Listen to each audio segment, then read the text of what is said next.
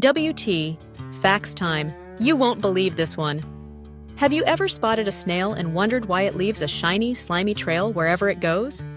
Snails actually produce slime to help them glide smoothly over rough surfaces, like rocks and sticks, without hurting their soft bodies. This magical mucus also helps them stick to walls and even move upside down. Plus, the slime protects snails from drying out and keeps sneaky predators away because it tastes yucky. So, the next time you see a snail trail, remember, it's their built-in superpower. What the facts?